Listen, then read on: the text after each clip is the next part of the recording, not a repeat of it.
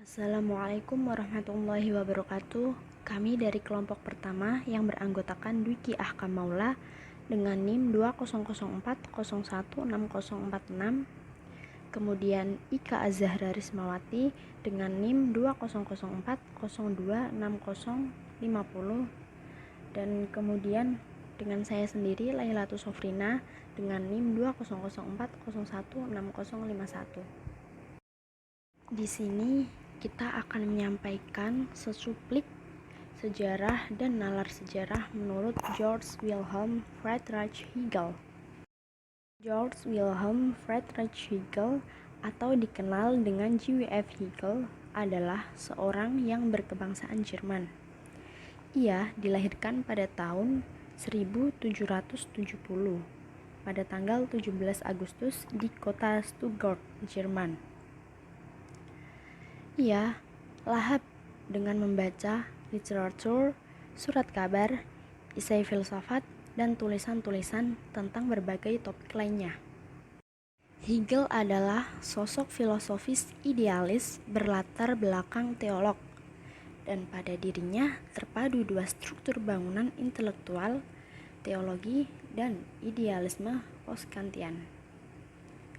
Selanjutnya, Hegel pun meninggal pada tanggal 14 November 1831 karena terkena serangan kolera. Selama periode ini, dia menempati posisi yang tak tertandingi dalam dunia filsafat. Menurut Hegel, sejarah adalah perkembangan roh dalam waktu, sedangkan alam adalah perkembangan ide dalam ruang. Jika kita memahami kalimat di atas, tentu kita juga akan memahami filsafat sejarah Hegel. Adapun sistem menyeluruh Hegel dibangun atas 3 unsur utama atau The Great Triad. Yang pertama, ide, yang kedua, alam, yang ketiga, roh. Ide yang dimaksud di sini adalah ide dalam dirinya sendiri, yaitu sesuatu yang terus berkembang. Dinamika realitas yang berdiri di balik layar atau sebelum dunia. Selanjutnya adalah alam. Alam pun terus berkembang setelah mengalami taraf perkembangan kehidupan mineral dan tumbuhan ke dalam diri manusia. Dan dalam diri manusia terdapat kesadaran yang membuat ide menjadi sadar akan dirinya sendiri. Tentu, kesadaran ini disebut roh oleh Hegel, sedangkan antitesis ide dan alam juga perkembangan dari kesadaran ini disebut sejarah. Sesuai dengan perkembangan roh, filsafat Hegel pun disusun dalam 3 tahap, yaitu yang pertama tahap ketika roh berada dalam keadaan ada dalam dirinya sendiri. Yang kedua, tahap ketika roh berada dalam keadaan berada dengan dirinya sendiri, juga berada dengan yang lain. Dalam kutipan, roh di sini keluar dari dirinya sendiri yang menjadikan dirinya di luar dirinya dalam bentuk alam yang terikat oleh ruang dan waktu. Yang ketiga, tahap ketika roh kembali kepada dirinya sendiri, yakni kembali dan berada di luar dirinya, sehingga roh tersebut berada dalam keadaan dalam dirinya dan bagi dirinya sendiri. Dalam bukunya The Philosophy of History, Hegel mengatakan bahwa esensi dari roh adalah kebebasan. Maka kebebasan adalah tujuan dari sejarah. Sejarah baginya merupakan gerak ke arah rasionalitas dan kebebasan yang semakin besar.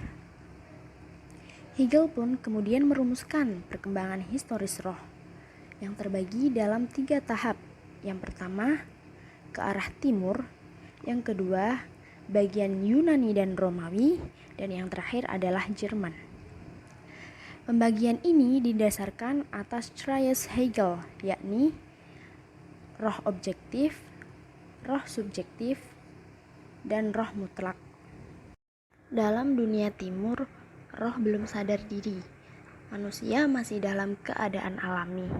sedangkan roh berkarya dan menyusun dalam objektivitas atau seperti hukum alam. Kemudian dalam dunia Yunani dan Romawi timbullah subjektivitas. Roh menempatkan diri di luar dan berhadapan dengan apa yang secara objektif ada. Akan tetapi, roh subjektif kurang memahami dengan kenyataan objektif. Dengan begitu, munculnya roh mutlak di dalam dunia Germania terjadi perukunan antara yang subjektif dengan yang objektif.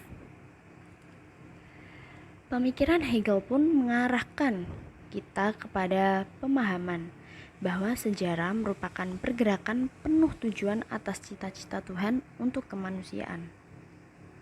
Pemikiran Hegel pun mengarahkan kita pada pemahaman bahwa sejarah merupakan pergerakan penuh tujuan atas cita-cita Tuhan untuk kemanusiaan. Hegel pun memahami bahwa sejarah memang merupakan meja pembantaian di mana kesengsaraan, kematian, ketidakadilan, dan kejahatan menjadi bagian dari panggung dunia. Namun, filsafat sejarah merupakan teodisi atau usaha untuk membenarkan Tuhan dan mensucikan Tuhan atas tuduhan bahwa Tuhan membiarkan kejahatan berkuasa di dunia. Kemudian Hegel pun menunjukkan anggapan yang salah tentang sejarah disebabkan karena mereka hanya melihat permukaannya saja, tetapi mereka tidak melihat aspek laten serta potensial dalam sejarah, yaitu jiwa absolut dan esensi jiwa, yaitu kebebasan. Filsafat sejarah bagi Hegel representasinya yang nyata terlihat dalam bentuk-bentuk kekuasaan dalam negara. Yang lebih lanjut dalam pengantar bukunya Philosophy of History, ia menulis, negara adalah ide tentang roh di dalam perwujudan lahir kehendak manusia dan kebebasannya. Maka bagi negara itu, perubahan dalam aspek sejarah tidak dapat membatalkan pemberian itu sendiri dan berbagai tahap yang berkesinambungan dengan ide mewujudkan diri mereka di dalamnya sebagai prinsip-prinsip politik yang jelas. Hegel juga menunjukkan bahwa hakikat manusia dimasukkan dan diwujudkan dalam kehidupan negara bangsa. Menurutnya, negara bangsa merupakan totalitas organik atau kesatuan organik yang mencakup pemerintahan dan institusi lain yang ada dalam negara, termasuk keseluruhan budayanya. Adapun sejarah dalam pandangan Hegel dibagi menjadi 3, yaitu sejarah asli, sejarah reflektif, dan sejarah filosofis. Yang pertama yaitu sejarah asli. Mengenai jenis yang pertama, penyebutan salah satu dan 2 nama yang terkenal akan memberikan warna yang khas.